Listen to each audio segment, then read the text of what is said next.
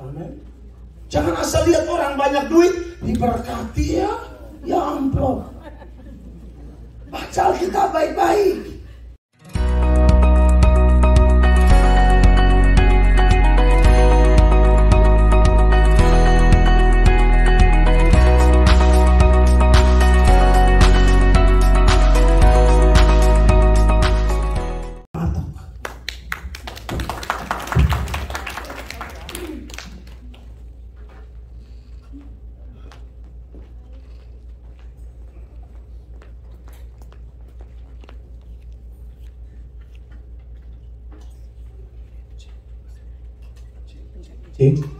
Oke. Baik, Bapak Ibu terkasih, mari kita berdiri bersama-sama. Mari kita satu hati, kita berdoa. Bapa di sorga, terpujilah namamu, Allah yang hidup, Allah yang ajaib. Kami ada sebagaimana kami ada hari ini, semua karena anugerah Tuhan. Kami percaya dalam nama Tuhan Yesus kami sudah diampuni. Maka tidak ada penghambat untuk kami menerima berkat, sukacita, kemenangan, pertolongan yang berasal dari Tuhan. Tolonglah hamba-Mu yang hina ini, supaya hamba bisa bicara atas nama-Mu, dan semua jemaat-Mu yang hadir, tidak ada satupun yang pulang dengan kosong. Amen. Tidak ada satupun yang pulang dengan kecewa. Amen. Semua pulang dengan berkat yang luar biasa dari pihak Allah. Terpujilah nama-Mu Tuhan yang hebat. Demi nama Tuhan Yesus kami berdoa dan siap dengar firman-Mu. Semua yang percaya kita berkata amin. Beri tepuk tangan yang meriah bagi Tuhan. Silakan duduk Bapak Ibu jemaat terkasih. Shalom. Puji Tuhan, saya mengucap syukur. Terima kasih buat Bapak Gembala dan Ibu dan semua tim pengerja yang menerima saya dan Pak Yongki dan Ibu untuk kami bisa menjadi berkat bagi Bapak Ibu sekalian. Ada pepatah mengatakan kalau tidak kenal tidak sayang. Sepintas lalu mungkin ada 1-2 orang yang pernah lihat saya di media, mungkin Facebook atau YouTube. Tapi saya mau kasih kenal lebih detail sedikit berkaitan dengan saya. Kalau Pak Yongki, Ibu Lydia sudah pemain lama di Amerika. Sebab dari tahun 93 mungkin, kalau saya pemain baru. Saya dari NTT, Nusa Tenggara Timur, Kota Kupang. Dan saya karena kemurahan Tuhan sudah 5 kali ke Amerika untuk kepentingan pemberitaan Injil. Dan di New Jersey ini hanya lewat saja, karena dari New York kami ke Villa beberapa kali, dan di New Jersey hanya lewat saja. Dan baru pertama kali saya ada di New Jersey di gereja Pak Benny, dan saya merasakan syukur luar biasa karena kami diterima sebagai kawan-kawan sekerja di ladang Tuhan.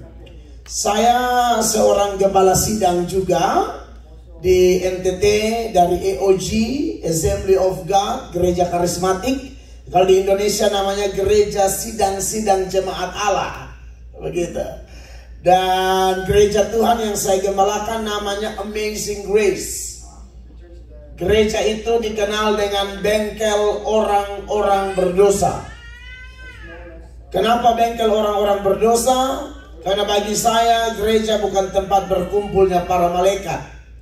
Gereja adalah tempat berkumpulnya orang-orang yang sudah menerima Yesus, tapi terus dibentuk, terus dibaharui dari waktu ke waktu, supaya semakin hari kita semakin serupa dengan gambaran Tuhan Yesus Kristus. Dan puji Tuhan, ibadah kami Tuhan tolong, Tuhan buka jalan sehingga mengalami pertumbuhan perkembangan. Firman Allah berkata, Paulus bilang sama jemaat di Korintus, aku menanam, Apolos menyiram, tapi pertumbuhan adalah Allah. Tidak ada pendeta bisa membuat orang bertobat. Yang membuat orang bertobat itu Tuhan Allah. Kami hanya juru bicara Allah. Seperti di sini Pak Beni, Ibu dan tim menanam, kami hanya datang menyiram. Jadi kalau ada jemaat yang bertumbuh, itu anugerah semata-mata. Amin. Tidak ada pendeta layak terima kemuliaan. Nah, saudara-saudara yang diberkati oleh Tuhan Yesus, saya usia 41 tahun. Saya sudah menikah.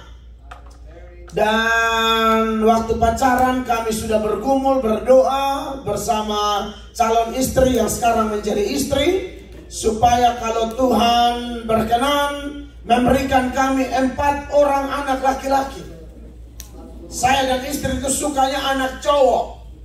Jadi sama, satu hati gitu loh. Jadi waktu saya share, saya ini mau kalau Tuhan berkenan kita gumuli dapat 4 putra. Lalu istri saya bilang it's okay, tidak ada masalah, kita bergumul. Dan setelah merit 1 tahun menikah, 1 tahun lebih baru dapat anak. Anak pertama laki-laki, terus dapat anak kedua laki-laki, anak ketiga laki-laki, dan anak keempat juga laki-laki. Ya, jadi memang mintanya ada laki-laki, Tuhan kasih laki-laki semua. Dan ada yang unik dari nama anak-anak saya, karena ini baru pertama di New Jersey, saya perlu share, berbagi. Nama anak-anak saya itu unik lain daripada yang lain. Tidak ada di seluruh dunia. Tidak ada di seluruh Amerika. Tidak ada di seluruh Indonesia. Mulai dari Sabang sampai Merauke, Pulau Miangas sampai Pulau Rotendao, tidak ada nama itu. Dan saya yakin di sini tidak ada. Karena nama anak-anak saya menurut kesepakatan saya dan istri, sebenarnya ide saya seberangkan, istri saya setuju. Nama anak-anak saya itu seturut urutan abjad. Jadi 4 anak itu saya ambil semua huruf. Anak pertama dari A sampai F, anak kedua dari G sampai L, anak ketiga dari M sampai S, anak keempat dari T sampai Z. Jadi A sampai F itu bacanya ABCDEF. A, B, C, D, E, F. Kalau Indonesia ABC itu bacanya ABS. Ini banyak yang masih ingat bahasa Indonesia. ABS tambah DEF, ABCDEF. Memang butuh doa dan puasa ya untuk nama anak-anak saya. G, H, I, J, K, L bacanya Gitskel. MNOPQRS bacanya Mnopkirs. T sampai Z bacanya Tufexis. Tidak ada ya di sini. Saya yakin tidak ada. Nah, tapi nama anak-anak itu saya kasih arti. Sebenarnya ada namanya panjang tuh. Absdef, Melchris, Joines, Hormuato. Itu nomor 1. Yang kedua, Gitskel, Melchris, Michael, Hormuato. Yang ketiga,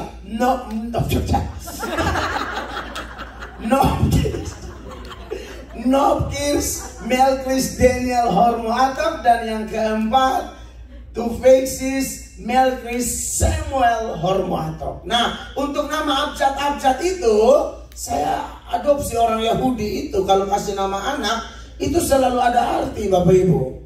Daniel, Allah hakimku. Yehezkiel, Allah kekuatanku. Ismael, dari kata Shema dan El, Allah mendengarkanku. Bahkan Yohanes, itu ada arti tuh, kasih karunia yang dari Tuhan. Dan banyak nama-nama orang Israel itu pasti ada arti dan ada hubungannya dengan Allah. Jadi Absdef itu anak berkat, cinta, damai, empati, firman. Gitskel itu generasi haus Injil, jalan kehidupannya lurus. Pokoknya urusan yang translate ya. Ke dalam tangan aku serahkan semuanya. Haleluya. Ya, mengerti, syukur, tidak pun iman akan bertumbuh. Karena iman bertumbuh dari pendengaran. Absdef itu anak berkat, cinta, damai, empati, firman. Gitskel itu generasi haus Injil, jalan kehidupannya lurus. Nopkins, manusia nyatakan otoritas, power, quality, raja sorgawi. Tufeksis belum ada arti karena saya juga masih pusing artinya apa. Makanya saya lagi berdoa nih, Tuhan tolong arti keempat puyeng juga nih. Tapi nanti deh pasti ada arti. Haleluya. Dan puji Tuhan, saya berterima kasih untuk bisa berkhotbah hari ini. Nah, saya akan bicara di bawah tema miskin di hadapan Allah. Dan pembacaannya terambil dari Matius pasal 5 ayatnya yang ketiga. Matius 5 ayatnya yang ketiga. Jarang-jarang ya pendeta khotbah miskin. Kebanyakan pendeta sekarang khotbah kaya. Sekali-sekali dengar yang miskin dong. Tidak apa-apa ya. Mari kita buka karena ini masalahnya ada di Alkitab. Matius pasal 5 ayat 3, Bapak Ibu jemaat. Apakah ada tim yang bisa menayangkan ayat? Oh haleluya, terima kasih banyak. Dan saya harap ketika saya minta ayat ditayangkan, bisa ditayangkan dengan cepat. Sehingga ada data-data pembanding yang bisa kita pelajari seputaran nats ini.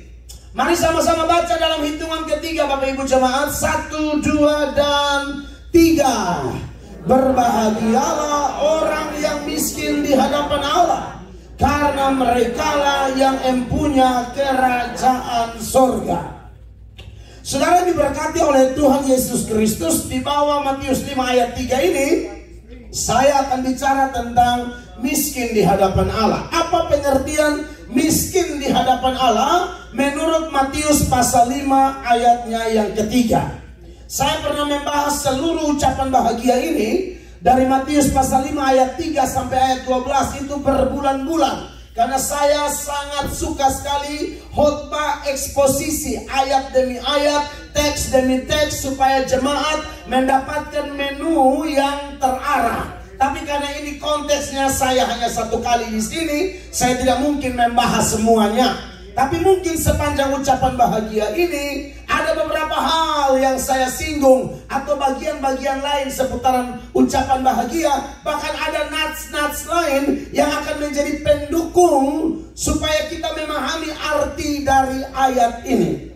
Nah saudara-saudara, Matius 5 ayat 3 ini akan saya jelaskan bagian per bagian. Dimulai dengan kalimat ini, saudara-saudara. Berbahagialah orang yang miskin di hadapan Allah. Saudara-saudara, bicara tentang kata berbahagia di sini, saya percaya Bapak Ibu jemaat yang sudah lama di Amerika, apalagi anak-anak muda yang lahir di sini, kalau periksa Alkitab bahasa Inggris, kata berbahagia ini diterjemahkan blessed. Nah, blessed ini saudara-saudara sebenarnya kalau diterjemahkan dalam bahasa Indonesia itu lebih tepat diterjemahkan diberkatilah. Diberkatilah saudara-saudara. Jadi ternyata sepanjang ucapan bahagia di sini, ini ucapan-ucapan berkat. Dan ucapan berkat yang pertama menurut Matius 5 ayat 3, berkatnya orang seperti apa? Orang yang miskin di hadapan Allah. Tetapi saudara-saudara, saya berharap jemaat memberi perhatian yang sungguh sehingga kita tidak mendapatkan arti yang salah, begitu ya. Nah saudara-saudara, menarik bahwa ketika kita bicara tentang kata berbahagia sepanjang Matius 5 ayat 3 sampai ayat 12 ini, ternyata bahagia di sini bukan bahagia menurut pandangan manusia atau diberkati menurut pandangan manusia. Bahagia atau diberkati menurut pandangan manusia tidak bisa dihindari. Manusia itu akan disebut bahagia, akan disebut berkati kalau materinya melimpah. Bagi manusia bahagia itu kalau materinya melimpah. Tapi tidak demikian dengan Tuhan. Tuhan tidak selalu melihat kebahagiaan dari kelimpahan materi, kelimpahan harta, kelimpahan dolar. Kenapa saya katakan begitu? Karena banyak ayat juga yang Tuhan bilang justru orang kaya itu celaka. Saudara pernah baca ayatnya?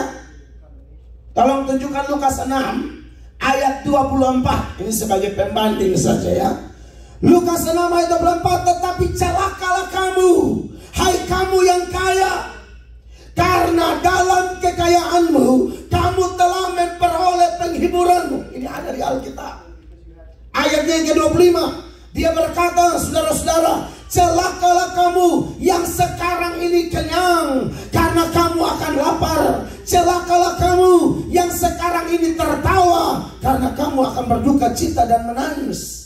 Bahkan ada di Alkitab itu begini, Bapak Ibu jemaat. Ada orang yang melayani Tuhan, cinta Tuhan luar biasa, tapi masalah tidak habis-habis.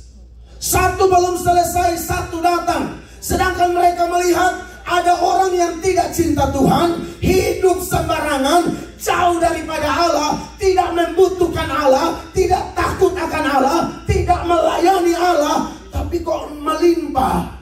Kita yang melayani Tuhan, sakit-sakitan, masalah ini belum selesai, satu sudah datang. Tapi ada orang yang hidup jauh dari Allah, tapi kelihatan sukses-sukses aja tuh, aman-aman saja tuh.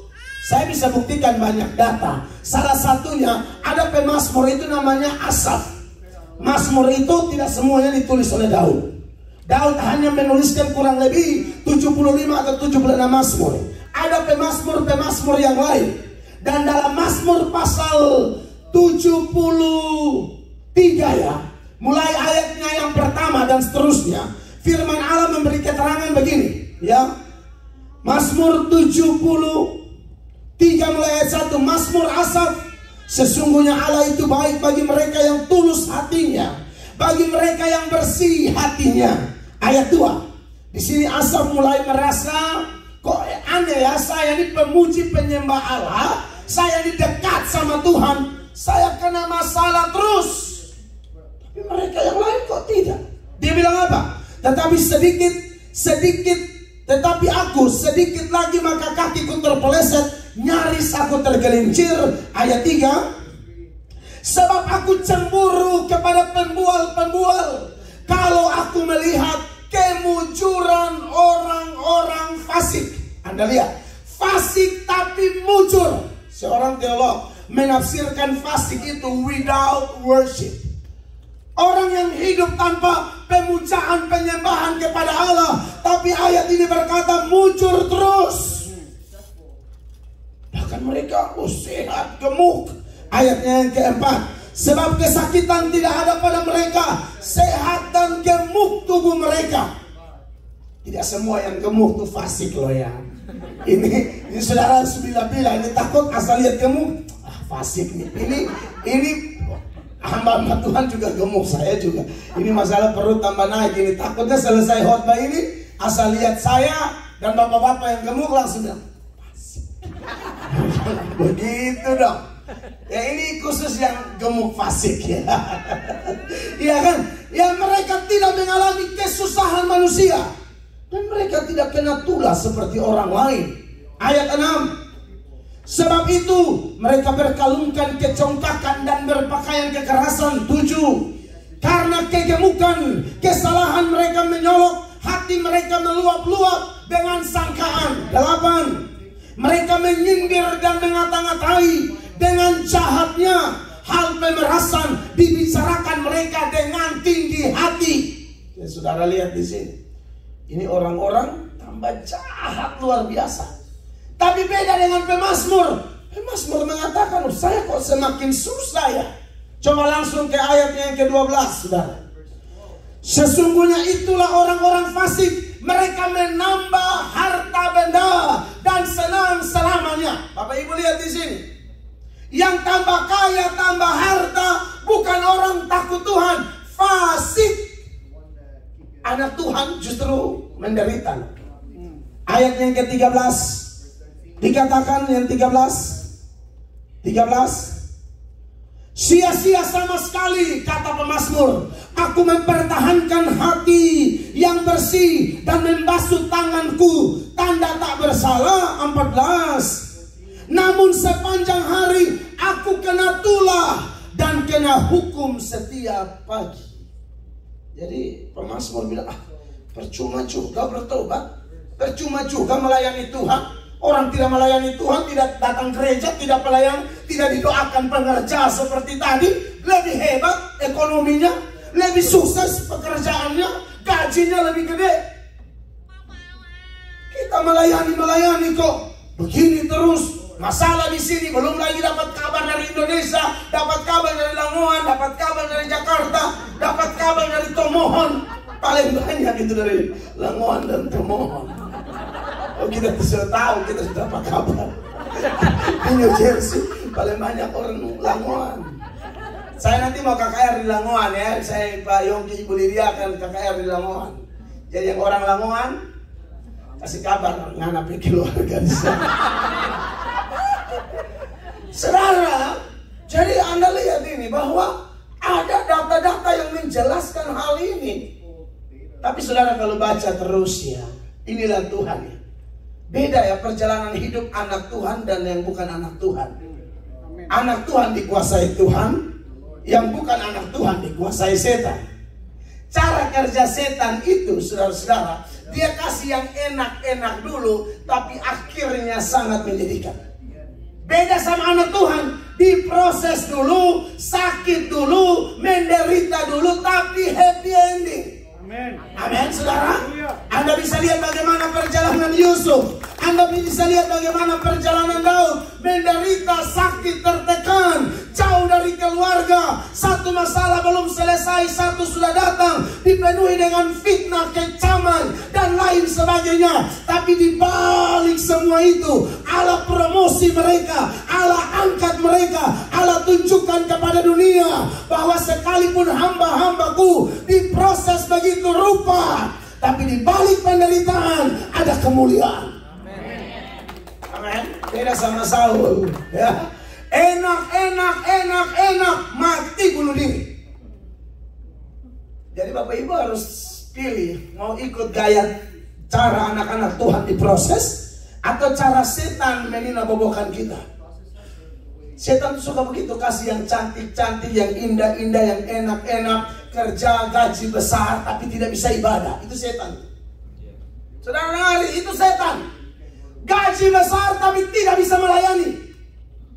Saya yakin itu dari setan. Tidak semua jalan terbuka berasal dari Tuhan. Yunus lari tinggalkan pelayanan, jalan terbuka, uang tiket ada, jalan ke Yaffo ada. Ya, dapat kamar terbaik, tidur dengan nyenyak, tapi sedang tinggalkan Allah. Tapi pemazmur berkata, kemanakah aku dapat lari menjauhi rohmu? Mau ke atas sana dia ada, mau ke sana dia ada, mau ke dalam lautan dia Allah Jehovah Shammah, dia Allah omnipresent, dia Allah maha hadir. Mau lari kemana? Yunus mau lari kemana? Makanya waktu Yunus lari, ada ikan besar berenang sekeluarga. Tuhan tunjuk yang paling gede, lo kejar itu kapal. Siapapun yang mereka buang dari kapal itu telan. Ada majelis gereja di timur, mabok. Di sana tuh ada tuh majelis gereja tertentu, mabok baru khotbah dia. So karena ini kan tikus, sopi, kayak sopi. Kalau kami bilang sopi, kalau di Manado, di saudara cap tikus. Oh, so ini dia kan, so minum dia, khotbah, haleluya, saudara-saudara. Orang mabok kan. Saudara-saudara yang diberkati oleh Tuhan Yesus Kristus, jangan coba-coba tinggalkan pelayanan. Haleluya.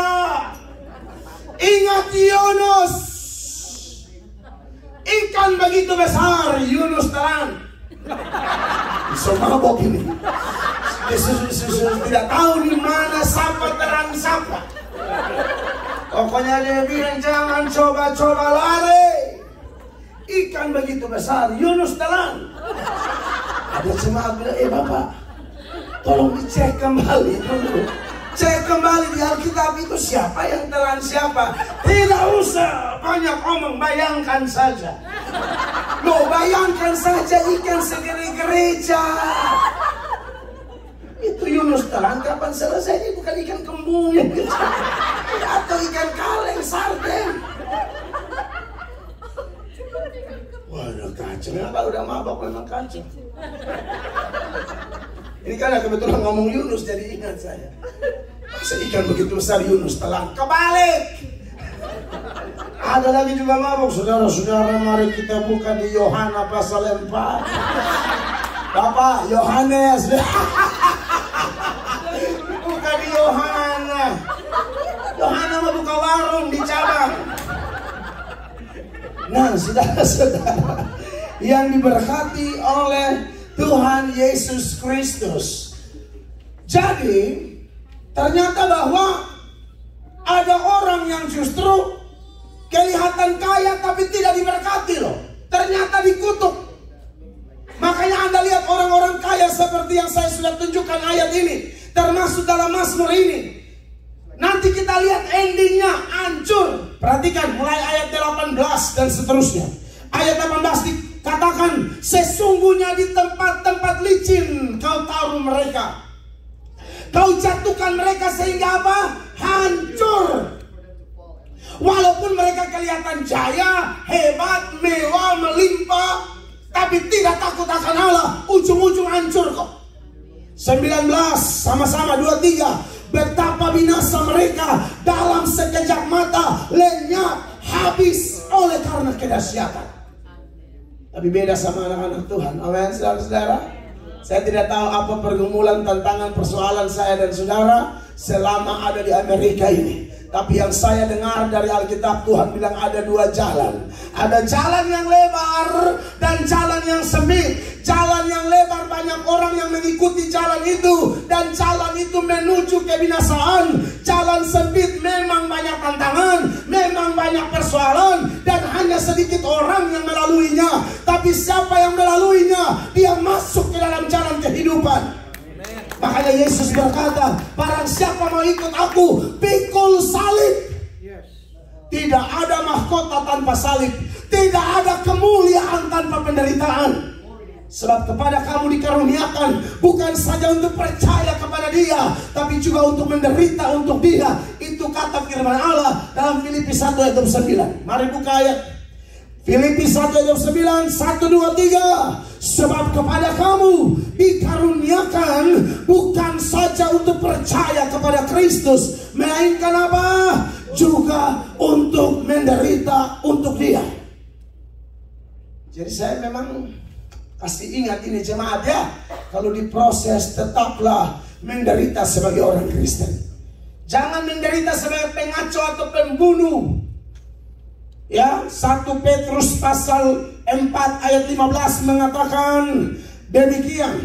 Janganlah ada di antara kamu yang harus menderita sebagai pembunuh atau pencuri atau penjahat atau pengacau.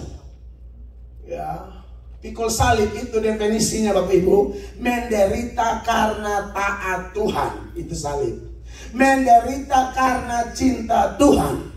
Saudara pemabok berat, minum sampai lambung pecah, ini segala macam, paru-paru hancur, itu bukan salib. Itu bukan salib. Saudara pemabok kok salib dari mana? Salib itu kalau Anda datang menginjil. Saya tidak tahu ini sudah gedung sendiri atau belum Pak Beni? Baru transaksi. Ya kalau belum kan biasanya harus kerjakan pindah-pindah alat apa segala. Nah kalau Anda bantu anak-anak muda, Anda bantu pelayan-pelayan pindah alat atau sana sini capek keringat keluar demi kepentingan pelayanan, itu salib. Amen. Itu salib.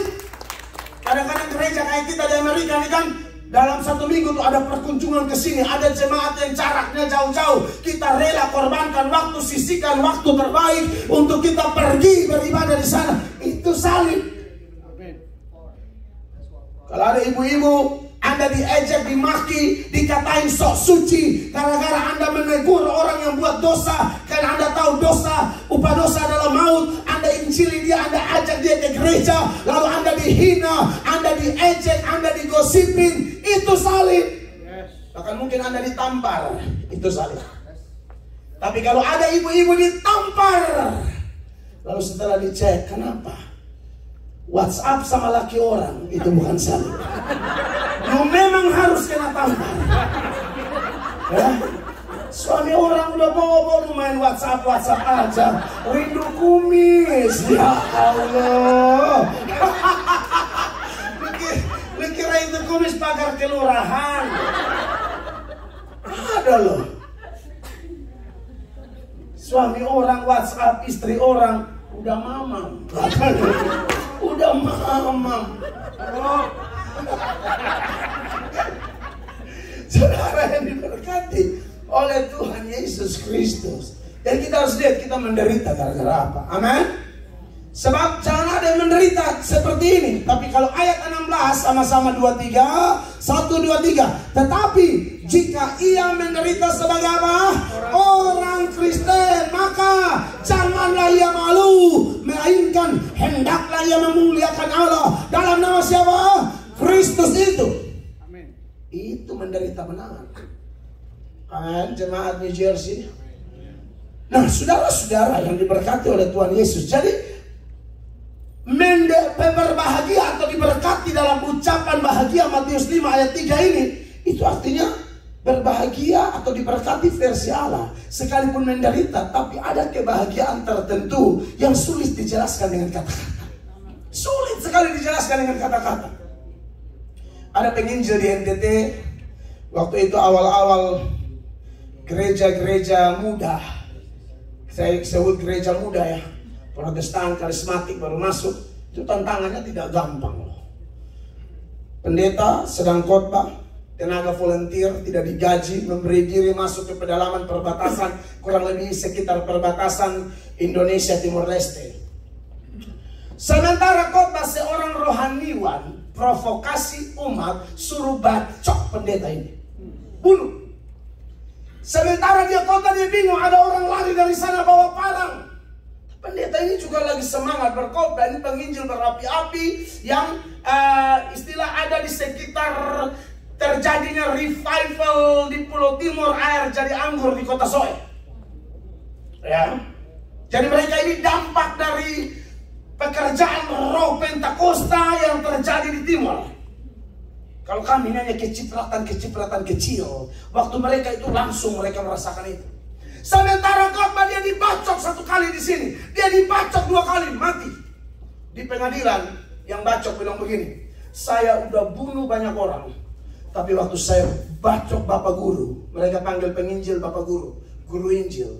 Waktu saya bacok Bapak Guru senyum kepada saya. Dia bilang belum pernah ada saya bacok orang senyum kepada saya. Yang ada saya baru cabut parang udah teriak ketakutan. Ini udah dibacok, smile. Bacok sekali lagi, smile. Sampai dia tutup usia. Saudara dengar? Kalau Tuhan yang izinkan kita sebagai domba ada di tengah serigala, Dia gembala tidak akan tinggalkan kita. Dia tahu cara menguatkan kita. Maka kita lihat bagaimana Stefanus ketika dirajam dengan batu masih berkata, ya Tuhan Yesus, terimalah rohku, janganlah tanggungkan dosa ini kepada mereka. Itu hebat. Anda tahu, bersama Tuhan kalau ada roh kemuliaan dalam diri kita itu beda.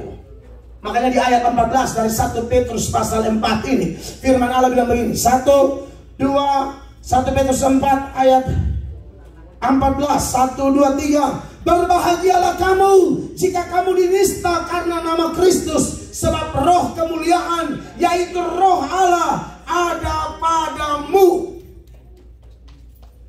Makanya kalau ucapan bahagia Anda lanjut dari Matius 5 ayat 3 dan seterusnya di ayat 10, 11. Itu bahagianya unik sekali. Diberkatinya tuh unik. Dianiaya, dicela tapi diberkati.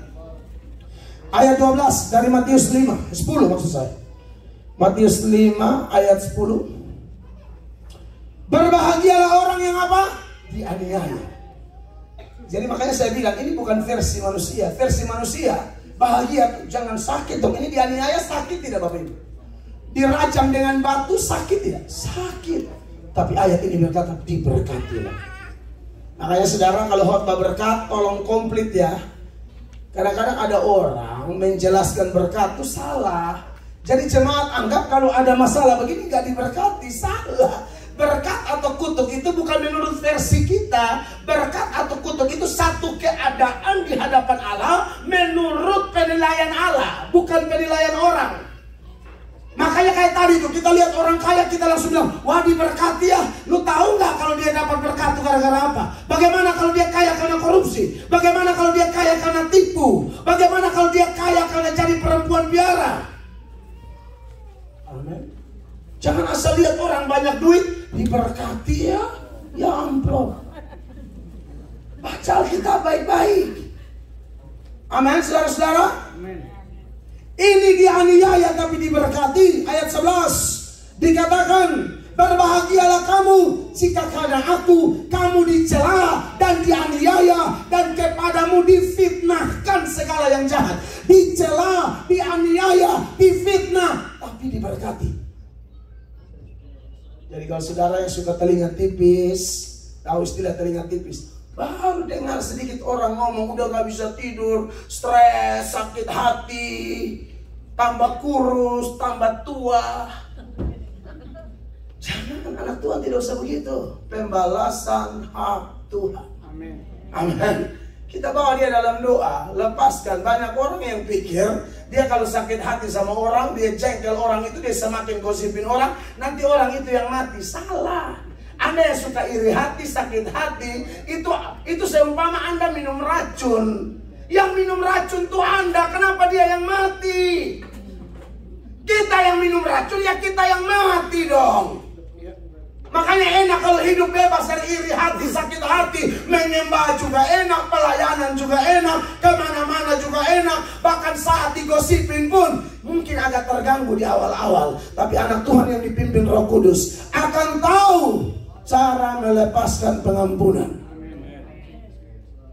Ada dua pemuda, mereka merantau ke kota. Mereka udah kaya nih, udah sukses. Mereka langsung rindu, ayo kita pulang dan kita bikin kejutan bagi warga di desa kita. Kita bangun desa itu. Maka pulanglah dua pemuda ini, Iwan dan Budi. Waktu pulang, Iwan dan Budi sudah buat perencanaan. Nanti kita pulang, kita bikin begini dan seterusnya. Setelah sampai, saudara-saudara, apa yang terjadi? Iwan kerja gila-gilaan. Budi ini tipenya apa ya? NATO gitu. No accent, talk only. NATO ini sepupuan sama babi seksi. Banyak bicara, sedikit aksi. Loh, ini babi banget. Banyak bicara ya, babi seksi. Biasa begini kalau saya sudah sampaikan artinya, Pak, saya pulang di gereja mulai bahas babi itu. Maksudnya kalau ada yang banyak bicara nggak buat apa-apa. Apalagi kalau 3-4 ibu asal Lamongan. Duduk lalu mulut panjang-panjang sendiri, darah Yesus berkuasa. Itu ada sesuatu yang terjadi di situ. Setan turut bekerja, karena tahu. Di sini nggak ada ya. Ini di Ethiopia gimana? Ini orang Lamongan yang di Ethiopia. Nah, saudara yang diberkati oleh Tuhan Yesus Kristus. Jadi memang ada kondisi seperti itu, kekasih-kekasih Tuhan, ya, bahwa kitanya baik, kitanya takut Tuhan, kitanya mengasihi Tuhan, tapi kita difitnah, dianiaya, dan kita jangan jadi orang yang balas jahat dengan jahat. Dua pemuda ini setelah pergi, Iwan kerja luar biasa, Budi hanya ngomong doang. Akhirnya kampung itu maju banget gara-gara Iwan. Masyarakat desa lihat dong, dia tahu siapa yang kerja. Akhirnya sebagai bentuk penghargaan dibuatlah patung Iwan di tengah-tengah kampung. Waktu Budi lihat, aduh sakit hati ini Budi. Padahal memang dia tidak kerja, tapi hobi sakit hati gitu. Lalu dia berkata, wah ini saya harus kasih hancur ini patung. Tiap jam 2 pagi semua masih tidur, dia bawa palu, dia bawa gergaji besi, dia hantam itu patung. Dia berusaha, tapi patung cor beton kan, jadi agak susah. Dari waktu ke waktu, berbulan-bulan dia coba hancurkan patung itu. Satu kali saudara-saudara, tanpa dia sadari, dia sedang asik. Patung memang sudah mau rubuh. Rubuh tinggi dia, saudara. Lehernya patah. UGD atau IGD, unit gawat darurat. Saya nggak tahu kalau di Amerika apa. Punya emergency lah, begitu ya. IGD. Itulah kalau orang iri hati. Kamu yang sakit hati, kamu pikir dia yang mati, kau yang mati. Ayub 5 ayat 2. Ayub 5 ayat 2 sama-sama baca. 1, 2, 3. Salah, Ayub 5 ayat 2. Itu 25. 1, 2, 3. Sesungguhnya orang bodoh dibunuh oleh apa? Sakit hati. Dan orang bebal dimatikan oleh apa? Iri hati. Ada ibu-ibu yang suka iri hati di sini? Habis ini maju kita foto bersama. Nggak selalu kenang-kenangan aja saya mau posting di Facebook. Ini loh ibu-ibu di New Jersey suka sakit hati. Nah, kekasih Allah, saya kasih tahu ini supaya kalau Tuhan proses kita, orang gosipin kita biasa aja. Tuhan Yesus bilang seorang hamba tidak lebih daripada tuannya. Kalau Yesus saja dimaki, dianiaya, masa kita lolos? Tidak akan lolos. Tuhan Yesus itu pernah dikatain gila. Saya sudah sering sampaikan ini di mana-mana. Tuhan Yesus itu pernah dikatain gila. Jadi saudara, biasa aja kalau orang bilang pendeta gila tuh, biasa aja lah. Tuhan Yesus saja dikatain gila, kerasukan setan. Yohanes 10 ayat 20. Ini nih yang mereka bilang sama Tuhan Yesus waktu dia khotbah. Ia kerasukan setan dan gila. Mengapa kamu mendengarkan dia? Jadi kalau pendeta, pelayan, kalau ada yang bilang, wah orang gila nih, sudahlah santai. Yesus pernah dikatain kerasukan dan gila, bahkan disebut sesat. Yesus pernah dibilang sesat. Matius 27 ayat 63. Matius 27 ayat 63 dikatakan, dan mereka berkata, Tuhan, kami ingat bahwa si penyesat itu sewaktu hidupnya berkata, sesudah 3 hari aku akan bangkit. Siapa di bawah kolong langit ini yang pernah berkata, saya mati 3 hari saya bangkit? Cuma Yesus. Dan mereka tuduh dia penyesat. Yesus dikatain kerasukan setan, penyesat, dan gila. Tapi ibu jangan kaget ya, kalau kita melayani Tuhan sering dibilang begitu. Wah, gereja sesat, wah orang gila. Biasanya begitu. Di kalangan orang gila, orang waras yang dianggap gila. Ulang, di kalangan orang gila di rumah sakit jiwa misalnya, Anda tidak gila, tapi kalau Anda masuk ada 10 orang gila, langsung hitung 1, 2, 3, gila datang. Siapa yang gila coba? Di orang gila, yang gila-gila itu dianggap kita ini gila. Makanya jangan heran kalau orang gila, orang sesat yang kerasukan setan waktu itu nuduh balik kepada Yesus, kamu yang gila, kamu yang sesat, kamu yang kerasukan setan. Padahal yang nuduh yang gila. Hati-hati saudara yang suka bilang orang gila, jangan-jangan Anda lah gila sesungguhnya. Ya, jangan kebiasaan begitu ya. Kekasih Tuhan itu perlu dipikirkan. Nah, kekasih Tuhan, jadi berbahagia itu seperti itu. Dan sorga adalah tempat berkumpulnya orang-orang diberkati. Amin. Domba sebelah kanan, kambing sebelah kiri. Yang kambing itu orang terkutuk, yang domba itu hamba-hamba yang diberkati. Orang kaya dan Lazarus, yang kaya itu mati lalu disiksa dalam api, dalam alam maut. Lazarus di pangkuan Abraham. Selagi di bumi, orang akan bilang yang lebih diberkati itu si kaya, saudara-saudara. Yang terkutuk itu si Lazarus. Tapi Anda lihat, ketika dia meninggal, siapa yang di sorga? Lazarus. Artinya begini saudara-saudara, banyak orang yang mungkin miskin, tetapi justru takut akan Tuhan. Saya tunjukkan ada jemaat miskin yang sangat mengasihi Tuhan. 2 Korintus pasal 8 ya, mulai ayat 1. Ini jemaat di Makedonia. Ini orang-orang miskin tapi cinta Tuhan luar biasa. Jadi saya tidak percaya hanya orang kaya yang bisa menabur untuk Tuhan. Ada orang miskin tapi hatinya luar biasa. Saudara-saudara, kami hendak memberitahukan kepada kamu tentang kasih karunia yang dianugerahkan kepada jemaat-jemaat di Makedonia. Ayat 2. Selagi dicobai dengan berat dalam berbagai penderitaan, sukacita mereka meluap. Dan meskipun mereka sangat miskin, namun mereka kaya dalam kemurahan. Ada orang secara materi miskin, tapi soal memberi luar biasa. Ada orang kaya, tapi pelitnya minta ampun. Ada, tapi ini jemaat beda. Miskin, oke, secara materi saya nggak sekaya dia, tapi untuk urusan bantu gereja, karena ini nih persoalan membantu gereja. Gereja di Yerusalem lagi ada masalah. Paulus rangsang jemaat di Korintus melalui kerelaan jemaat Makedonia.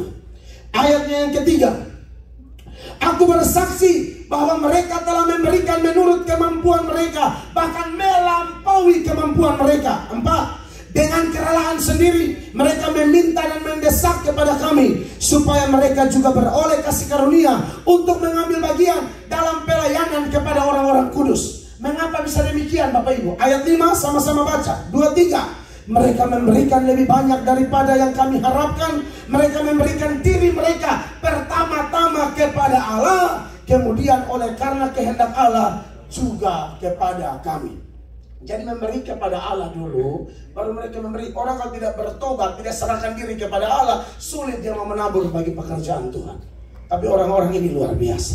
Amin. Jadi ada orang kaya yang ternyata terkutuk, tapi ada orang miskin yang ternyata diberkati. Oleh karena itu kekasih-kekasih Tuhan, tapi ini bukan rumus juga ya. Sebab di surga juga ada orang kaya. Abraham mati masuk surga, Daud masuk surga, Hizkia masuk surga, Lydia pasti masuk surga. Apalagi Ibu Lydia Nur Said pasti masuk surga. Tapi tidak semua orang miskin juga masuk surga. Hati-hati. Kalau sudah miskin, tidak tahu gereja, pencuri lagi, tidak bertobat, miskin kayak begini nggak bakalan masuk surga. Sebab kata berbahagialah orang yang miskin di hadapan Allah. Ternyata kalau saudara belajar, itu bukan bicara miskin materi loh. Ternyata berbicara tentang miskin di hadapan Allah. Saudara lihat kalau dalam terjemahan Inggris itu dia bilang poor in the spirit, poor in spirit. Bukan miskin materi. Ini orang yang miskin secara rohani. Apa pengertiannya miskin rohani? Sebelum saya lanjut Bapak Gembala, saya sampai jam berapa? Takutnya selesai. Ya? 5 menit lagi. Oke, seperti itu. Saudara, jadi dengar kekasih Tuhan, bahwa ada orang yang kategori itu sebenarnya dia secara rohani, orang sudah bisa lihat ini orang bertobat, cinta Tuhan, rendah hati, pelayanan. Tapi kerendahan hatinya itu luar biasa.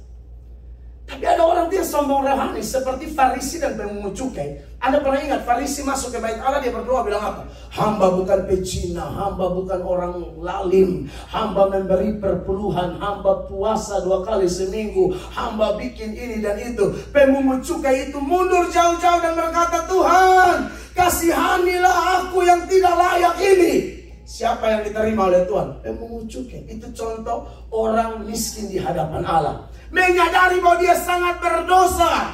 Dia tidak bisa selamat karena perbuatan baiknya. Tapi ada orang yang sombong rohani luar biasa. Itu pasti out. Paulus melayani Tuhan begitu luar biasa. Tapi dalam 1 Timotius 1 ayat 15, tayangkan ayatnya. Paulus bilang begini, perkataan ini benar dan patut diterima sepenuhnya. Kristus Yesus datang ke dunia untuk menyelamatkan orang berdosa. Dan di antara mereka, Paulus berkata, akulah yang paling berdosa. Anda lihat, ini bukan dia sedang bikin dosa, bukan. Ini ungkapan kerendahan hati. Sudah melayani begitu luar biasa, tapi Yesus ajar, kamu melakukan apapun tapi datang kepadaku dan berkata, aku hanya hamba-hamba yang tidak berguna, yang harus melakukan apa yang harus hamba lakukan. Aman kekasih Tuhan. Jadi kalau nanti saudara diberkati, diangkat, jaga itu hati. Kita dipanggil jadi hamba, bukan jadi tuan dan nyonya. Amin. Kita jadi hamba. Orang rendah hati dipromosi Allah, orang tinggi hati pasti hancur. Pasti hancur. Oleh karena itu kekasih-kekasih Tuhan, sebagai hamba Tuhan Yesus Kristus, jadilah orang yang miskin dalam roh. Amin. Soal jasmani kita pegang doktrin kecukupan. Mau pulang Indonesia pas ada uang, dia cukup itu sama dengan pas.